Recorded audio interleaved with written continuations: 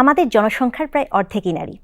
বিশ্ব স্বাস্থ্য সংস্থার জরিপ মতে পুরো বিশ্বে গর্ভসংক্রান্ত জটিলতায় প্রাণ হারান প্রায় 712 জন। বাংলাদেশে বিগত কয়েক বছরে এ সংখ্যা হ্রাস পেলেও পুষ্টি সংক্রান্ত জটিলতায় ভুগছেন অনেক নারী। তা সরাসরি প্রভাব ফেলছে সন্তান জন্মদানে, রোগ প্রতিরোধ ক্ষমতা, এমনকি জন্মগ্রহণকারী শিশুর স্বাস্থ্যেও। দেখা দিচ্ছে ওজন হ্রাস, রক্ত স্বল্পতা, পেশি দুর্বলতা সহ বিভিন্ন রোগ।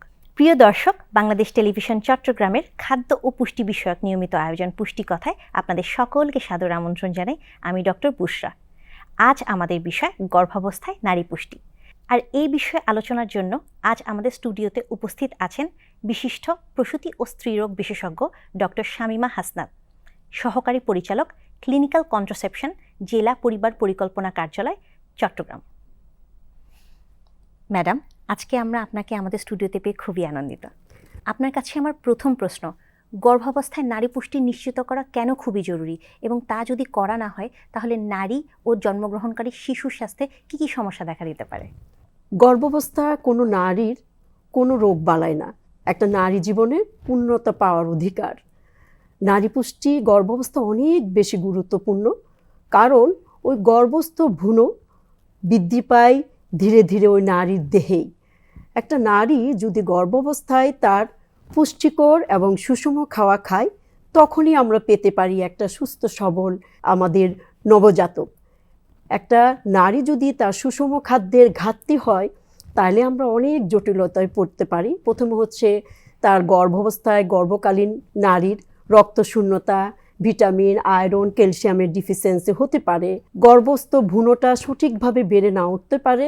একটা কম ওজনের শিশু, অপরিণত শিশু এবং বিকলাঙ্গ শিশু, এবং আমরা অনেক জটিলতা নিয়ে একটা শিশুর জন্ম হতে পারে। গর্ভাবস্থায় খাদ্য তালিকাটি কিভাবে সাজানো দরকার? কি কি উপাদান খুবই জরুরি এবং কি কি আমরা এড়িয়ে চলব? আসলে গর্ভাবস্থায় খাদ্য তালিকা, আমরা স্বাভাবিক মানুষ হয়তো সকালে নাস্তা, দুপুরে ভাত, রাত্রে ভাত খাই, কিন্তু গর্ভাবস্থায় খাদ্য তালিকা একটু ডিফারেন্ট হওয়া উচিত। গর্ভাবস্থায় কোনো নারী পেট ঠাসায় একটু ভাত বা নাস্তা খেতে পারে না। তাকে 5টা অথবা 6 বার করে এই সারাদিনের, যেহেতু আমাদের গর্ভাবস্থায় ক্যালোরি রিকোয়ারমেন্ট বেশি, গর্ভাবস্থায় আমাদের দৈনিক 2500 কিলো ক্যালোরি শক্তি দরকার। এই শক্তি পাই আমরা খাওয়া থেকে। সেই জন্য গর্ভাবস্থায় আমরা 5 বার করে এই খাওয়াটা, ক্যালোরি রিকোয়ারমেন্টটা পূরণ হতে হবে। সকালের নাস্তায় সে 3টা রুটি, তারপর হচ্ছে একটু সবজি, ডাল, একটু ডিম খেতে পারে। দুপুরে ভাতের আগে তার একটা হালকা বিস্কিট বা একটু দুধ খেতে পারে। আর দুপুরে ভাতে সে তার ভাতের পাশাপাশি তার হচ্ছে প্রোটিন থাকতে পারে। প্রোটিনের মধ্যে মাছ, মাংস, সাথে একটু সবজি, শাক, ডাল থাকতে পারে। বিকালে হালকা একটু নাস্তা, তার মধ্যে হয়েছে বিস্কিট বা যে কোনো ঘরের তৈরি একটু নাস্তা, হালকা একটু রং চা খেতে পারে সে। এবং রাত্রেও তার ভাতের পাশাপাশি তার একটু প্রোটিন দরকার। মাছ, সামুদ্রিক মাছ খেতে পারে, ছোট মলা ঢালা মাছ খেতে পারে, সবজি খেতে পারে সে। কাজে স্বাভাবিক মানুষ যে খাওয়াটা 3 বেলা 4 বেলা খায়, একটা গর্ভবতী মা সেই খাওয়াটা 5 বার অথবা 6 বারে সে খাবে। আপনি বারবার প্রোটিন বা আমিষের কথা বলছেন। এই প্রোটিন বা আমিষের উৎস হিসাবে সবচেয়ে উপকারী কোনগুলো হবে? গর্ভাবস্থায় আমরা প্রোটিন বা আমিষের উৎস হিসাবে আমরা বলতে পারি ডিম, দুধ, ছোট মাছ, এই কারণ আমরা জানি যে ডিম, দুধ, যেখানে আমরা উচ্চ ক্ষমতা সম্পন্ন প্রোটিন থাকে, ভিটামিন এ, ডি থাকে এবং ভিটামিন B12 থাকে। এই প্রোটিন কিসের জন্য দরকার? আমাদের গর্ভস্থ বাচ্চার শারীরিক এবং মস্তিষ্কের বিকাশের জন্য প্রয়োজন। বাচ্চার হাড় গঠনে সাহায্য করে, পেশি গঠনে সাহায্য করে, এবং বাচ্চার দৃষ্টিশক্তিও কিন্তু এই প্রোটিন, ভিটামিন এ, ডির উপর ডিপেন্ড করে, দৃষ্টিশক্তি, মস্তিষ্কের বিকাশ। কাজে প্রোটিনটা অনেক বেশি গুরুত্বপূর্ণ। ম্যাম, গর্ভাবস্থায় কি কি ফল খাওয়া যেতে পারে? কি কি দেশীয় ফল আমাদের জন্য খুবই ভালো হবে? অনেক, এটা গুরুত্বপূর্ণ বিষয়, কারণ গর্ভাবস্থা আমরা জানি যে আমাদের একটা রক্তশূন্যতায় মারা ভুগে।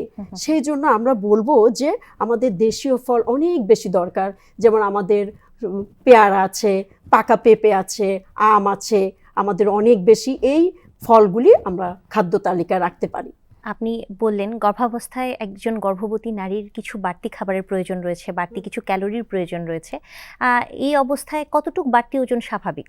গর্ভাবস্থায় প্রথম 3 মাস একটা নারী তার যে শরীরে একটা পরিবর্তন, একটা প্রেগনেন্সি সে হলো, তার কিছু হরমোন, অনেকগুলি হরমোন একসাথে বের হলো, তখন মা এটা শরীরে স্বাভাবিকভাবে নিতে তার অনেক বেশি, আমরা যেটা বলি মর্নিং সিকনেস, সে বমি, মাথা ঘোরানো, অস্থিরতার জন্য সে খেতেই পারে না।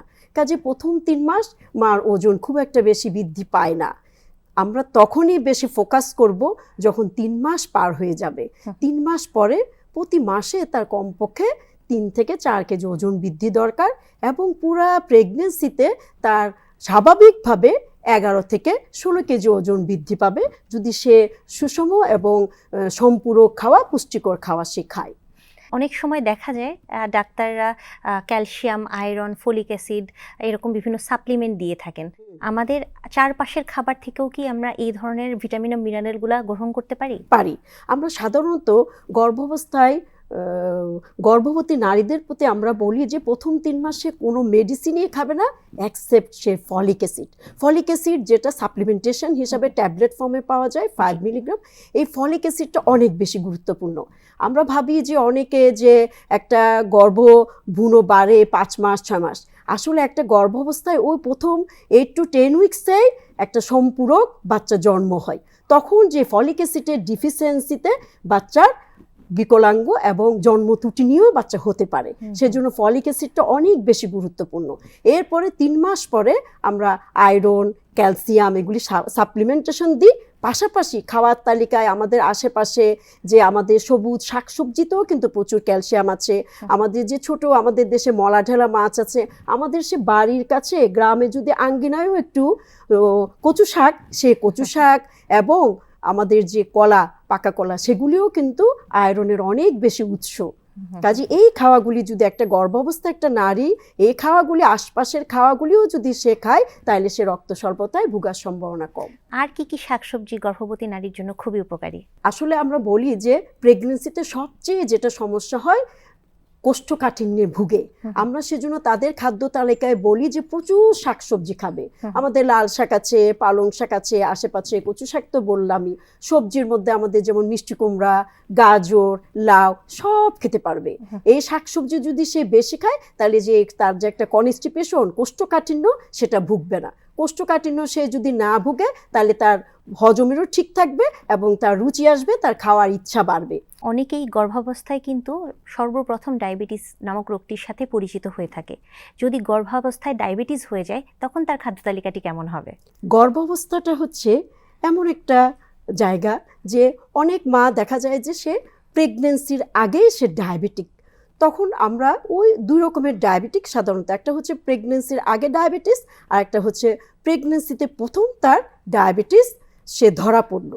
প্রেগনেন্সির আগে যদি মা ডায়াবেটিক থাকে, তার প্রতি আমাদের প্রথম উপদেশ হচ্ছে তার ডায়াবেটিস নিয়ন্ত্রণ করতে হবে।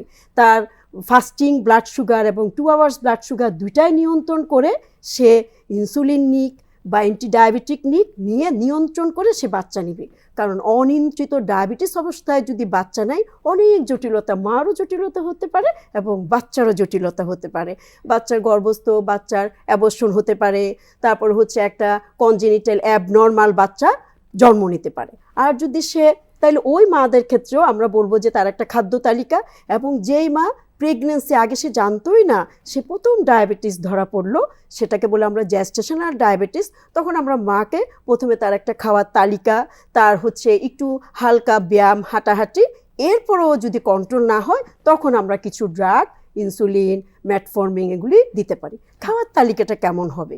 তখন আমাদের খাওয়ার তালিকায় যেমন আমরা লাল চালের ভাত বলতে পারি, সে ওটস খেতে পারে, সে একটু প্রোটিনটা বেশি খেতে পারে, যেমন সে মাছ, মাংস, ডিম, দুধ, ফলমূল বেশি খেতে পারে, শাকসবজি খেতে পারে। তখন তার ব্যালেন্স ডায়েটও হবে এবং তার ব্লাড সুগারও বাড়বে না। অনেক সময় দেখা যায় গর্ভাবস্থায় কেউ কেউ উচ্চ রক্তচাপেও আক্রান্ত হচ্ছে, এই সময় কি খাদ্য তালিকার কোনো পরিবর্তন আসবে? তার খাদ্য তালিকায় অবশ্যই পরিবর্তন আসা উচিত, কারণ আমরা জানি যে প্রেগনেন্সিতে ডায়াবেটিস যেরকম কমন, হাইপারটেনশনটাও হতে পারে, যেটা বলি আমরা প্রেগনেন্সি ইনডিউসড হাইপারটেনশন অথবা প্রিএক্লাম্পসিয়া বলতে পারি। ওইসব ক্ষেত্রে আমরা অনেকেই আছে খাদ্য তালিকা অনেক বেশি লবণ খায়, অনেকেই আছে একটু কোলেস্টেরল সমৃদ্ধ খাওয়া খায়। আমরা তাদেরকে বলবো একটু লবণ পরিহার করুন, একটু রেড মিট পরিহার করুন। আদার্স প্রোটিন খান, ফিশ প্রোটিন খেতে পারেন, শাকসবজি বেশি করে খেতে পারেন, ডিম দুধ খেতে পারেন, ওই কোলেস্টেরল সমৃদ্ধ খাওয়াগুলি একটু পরিহার করবেন। কোলেস্টেরল সমৃদ্ধ খাবার বলতে ম্যাম কি কি আমরা বুঝাচ্ছেন? যেমন বলতে পারি তাদের ওই যে রেড মিটটা, তারপর হচ্ছে গরুর খাসি, মাংস, গরুর খাসির মাংস, খাসির মাংস, এগুলি যেন তারা একটু পরিরোধ করে, এবং অনেক বেশি লবণ, অনেকে আছে পাতে লবণ খায়, ভাতের সাথে লবণ খায়, আমরা তাদেরকে বলতে পারি এগুলি একটু পরিহার করুন। এবং অবশ্যই তেলে ভাজা খাবার। তেলে ভাজা খাওয়া। গর্ভাবস্থায় কি কি খাবার একেবারেই পরিহার করা উচিত ও কেন? আমরা সব সময় কি কি খাবে সেটা বলি, কিন্তু কি কি খাবে না সেটা বলি না, যেটা গর্ভস্থ বাচ্চার উপর একটা প্রভাব পড়তে পারে। যেমন আমরা চা, কফি এগুলি একটু পরিহার করা উচিত। অনেকে আছে অ্যালকোহল, ধূমপান, যদিও আমাদের দেশে আমরা বলি যে না, কিন্তু অনেকেই আছে অ্যালকোহল এডিক্ট আছে এবং ধূমপানও করে, এগুলি পরিহার করতে হবে। আমরা জাঙ্ক ফুড, যেমন আমরা ওই যে ড্রিঙ্কস, তারপর হচ্ছে চকলেট, আইসক্রিম, এগুলি অ্যাভয়েড করতে হবে। আরেকটা যেটা আমরা অপাস্তুরিত, যেমন পনির দিয়ে অনেক সময় বার্গার, তারপর হচ্ছে স্যান্ডউইচ এগুলি বানানো হয়, এগুলি অ্যাভয়েড করতে হবে। কাঁচা দুধটা আমরা অ্যাভয়েড করতে পারি। আর যেটা আমরা ফলের মধ্যে, আমরা যেটা কাঁচা পেঁপে, যেটাতে একটা উপাদান থাকে, যে আনারস, কাঁচা পেঁপে, এগুলি একটা উপাদান থাকে যেটা জরায়ু সংকোচন করে অ্যাবর্ষণ করতে পারে। কাজে আমরা এই খাওয়াগুলি একটু আমরা পরিহার করতে পারি। গর্ভাবস্থায় প্রক্রিয়াজাত খাদ্য খাওয়ার অপকারিতা কি কি? গর্ভাবস্থায় প্রক্রিয়াজাত খাওয়ার অপকারিতা হচ্ছে, প্রক্রিয়াজাত খাওয়াগুলি আসলে আমাদের সম্পূরক পুষ্টি দেয় না, সুষম পুষ্টি দেয় না। দেখা যায় যে আমি খাওয়াটা খেলাম, অনেক ওভেস হয়ে যাচ্ছে, কিন্তু পুষ্টিগত যেটা মানটা, তার আয়রন, ভিটামিন, ক্যালসিয়াম যেটা ব্যালেন্সড হওয়া উচিত সেটা হচ্ছে না, এবং গর্ভস্থ ভ্রূণটাও ঠিকমতো বিকাশ হচ্ছে না। এই সময় যদি ফাস্টফুড বেশি খাওয়া হয় তাহলে কি হতে পারে? এ সময় আসলে অনেক কিছু খেতে ইচ্ছা করে, আমরা বলি যে তখন একটা পারভার্টেড নিউট্রিশন হয়। কিন্তু আমি বলবো যে দর্শক যারা দেখছেন, এ সময় ফাস্টফুড অ্যাভয়েড করবেন, কারণ এই ফাস্টফুডে যে জিনিসগুলি ইউজ হয় সেটা আপনার শরীরে খালি আপনার স্থূলতা দিবে, ওজন বাড়বে, আপনাকে শক্তি দিবে না। কাজে এই খাওয়াগুলি অ্যাভয়েড করে আপনি ঘরের তৈরি খাওয়া খান, নিরাপদ থাকেন। অনেকেই বলে থাকেন হাঁসের ডিম অথবা ছাগলের দুধ খেলে নাকি গর্ভের শিশু দেখতে খুব বেশি সুন্দর হয়ে থাকে, এই কথার সত্যতা কতটুকু? আসলে এই কথার কোনো সত্যতা নাই। আমরা যেটাই খাই সেটা ওই প্রোটিন, ভিটামিন, মিনারেলস, আয়রনই হবে, সেটা সে ছাগলের দুধ খায় আর গরুর দুধ খায়। অনেকেই বলে থাকেন গর্ভাবস্থায় খাওয়ার আগে অথবা পরে পেটিকোটের যে নেয়ারটি আছে সেটি অনেক উঁচু করে বাঁধতে, না হলে গর্ভের শিশু অনেক নিচে নেমে যাবে, এই কথারও কি কোনো সত্যতা রয়েছে? আসলে এটা হচ্ছে আমাদের ভ্রান্ত ধারণা। আমরা বলি যে গর্ভাবস্থায় কাপড় চোপড় হবে একদম ঢিলাঢালা এবং স্বাস্থ্যসম্মত, যেভাবে অনেক বেশি টাইট ফিটিং জামা কাপড় পরা যাবে না, কারণ আমার ওই গর্ভস্থ বাচ্চাটা তো মায়ের পেটেই, সে নড়াচড়া করবে, সে মুভমেন্ট করবে, সে খেলবে। কাজে ওই অবস্থায় যদি অনেক বেশি টাইট করে একটা সালোয়ারের ফিতা অথবা পেটিকোটের ফিতা লাগায়, তাহলে ওই অবস্থায় তো বাচ্চাটা ওখানে ভিতরে মুভমেন্ট করতে পারবে না, ওর গ্রোথ হবে না। অনেক সময় দেখা যায় গর্ভবতী মা একদমই খেতে পারছেন না, ডিম দুধ খেতে পারছেন না, অথবা বিশেষ কোনো খাবার যেটা খুবই প্রয়োজনীয় তা গ্রহণ করতে পারছেন না, তার বমি হয়ে যাচ্ছে। এই সময় বাজারে আসলে অনেক ধরনের সাপ্লিমেন্ট পাওয়া যায়, এগুলির কি আসলেই কোনো উপকারিতা রয়েছে? আমরা ওই মাকে তাকে কাউন্সিলিং করতে হবে, তাকে পরামর্শ দিতে হবে, তার খাদ্যাভ্যাস জানতে হবে। অনেক মা দেখা যায় ঘুমের থেকে উঠে একটা পরোটা, চা নিয়ে বসে, অথচ তার এই পরোটা, চা তো তখন হজম হওয়ার কথা না। আমরা যদি মাকে ভালোভাবে তার সম্পূরক এবং পুষ্টিকর খাওয়া, তার খাদ্যাভ্যাস সম্বন্ধে বুঝায়ে পারি, তাহলে মা কখনো এই বাজারজাত খাওয়া খেতে পছন্দ করবে না। মা যখন বুঝবে যে তার গর্ভাবস্থায় তার গর্ভস্থ ভ্রূণের বিকাশের জন্য এই জিনিসটা প্রয়োজনীয়, তখন সে অবশ্যই তার খাদ্যাভ্যাস ওভাবে অভ্যস্ত হবে। গর্ভাবস্থায় ব্যায়ামের কতটা উপকারিতা রয়েছে? অনেকেই মনে করেন ব্যায়াম করলে গর্ভের শিশুর কোনো সমস্যা হতে পারে, এটি আসলে কতটুকু সত্য? এটা আসলে সত্য না, এটা হচ্ছে আমাদের ভ্রান্ত ধারণা। আমরা বলি যে গর্ভাবস্থায় সে সমতল জায়গায় হাঁটাহাঁটি করা, তারপর হচ্ছে একটু সাঁতারও কাটতে পারবে, একটু এক্সারসাইজ, হালকা এক্সারসাইজও করতে পারবে। যে গর্ভাবস্থায় হাঁটাহাঁটি করলে, হালকা ব্যায়াম করলে গর্ভস্থ ভ্রূণও নষ্ট হবে, এরকম কোনো আসলে পরিসংখ্যান নাই। গর্ভাবস্থায় একজন নারীর কতটুকু বিশ্রাম অথবা ঘুমের দরকার রয়েছে? আসলে গর্ভাবস্থা হচ্ছে একটা মার যে একটা সুস্থ বাচ্চা পাওয়ার ফলের আশা। কাজেই আমাদের দেশে অনেক শাশুড়ি আছে যারা বলে যে না, আমাদের সময় তো আমরা সারাক্ষণ কাজ করছি, কই আমরা তো রেস্ট নিই নাই। আসলে একটা বাচ্চার শারীরিক এবং মস্তিষ্কের বিকাশের জন্য মাকে যেভাবে সুস্থভাবে লালন পালন করা হবে বাচ্চাটাও সেভাবে পাওয়া যাবে। আমরা বলি দৈনিক কমপক্ষে সে দুপুরে খাওয়ারের পরে 2 ঘন্টা সে বিশ্রাম নেবে, রাত্রে 6 থেকে 8 ঘন্টা সে ঘুমাবে। আপনার কাছে আমার সর্বশেষ প্রশ্ন, গর্ভাবস্থায় নারী পুষ্টি নিয়ে আমাদের দর্শকদের উদ্দেশ্যে যদি আপনি কিছু বলতে চান। যে যখন আপনারা চিন্তা করবেন একটা দম্পতি আপনারা একটা প্রেগন্যান্সি প্ল্যান করতে যাচ্ছেন, প্রথমে আপনারা নিকটবর্তী স্বাস্থ্যকেন্দ্রে গিয়ে চিকিৎসকের পরামর্শ নিয়ে আপনার প্রথম ওজনটা স্বাভাবিক আছে কিনা, আপনার কি স্বাভাবিক যে আমরা BMI বলি সে ওজনের কি আপনি নিচে আছেন নাকি আপনার অনেক বেশি ওভারওয়েট, প্রথমে আপনার ওজনটা ঠিক করা। এরপরে আপনার শরীরে কোনো শারীরিক সমস্যা আছে কিনা, আপনার আয়রন ভিটামিন ডিফিসিয়েন্সি আছে কিনা, আপনার উচ্চ রক্তচাপ আছে কিনা, আপনার ডায়াবেটিস আছে কিনা, সব চেক করে তারপর আপনি বাচ্চা প্ল্যান করবেন। এবং বাচ্চা যখন প্রেগনেন্সি যখন আসলেও তখন আপনাকে পুষ্টিটা অনেক গুরুত্বপূর্ণ দিতে হবে। আপনার প্রোটিন ভিটামিন মিনারেলস ক্যালসিয়াম একটা ব্যালেন্স সম্পূরক খাওয়া যদি খান তাহলে আপনি হয়তো একটা সুস্থ বাচ্চা আপনার কোলে ফিরে আসবে। সেই জন্য আপনারা খাওয়ার প্রতি বাইরের বাজারজাত খাওয়া, তারপর হচ্ছে আপনার আইসক্রিম পিৎজা বার্গার এগুলি না খেয়ে ঘরের তৈরি আপনার নিরাপদ খাদ্য খেয়ে আপনি একটা সুস্থ বাচ্চার প্রত্যাশায় থাকেন। ধন্যবাদ ম্যাম আপনার গুরুত্বপূর্ণ বক্তব্য আমাদের দর্শকদেরকে দেওয়ার জন্য। কথায় কথায় আমরা অনুষ্ঠানের একদম শেষে চলে এসেছি।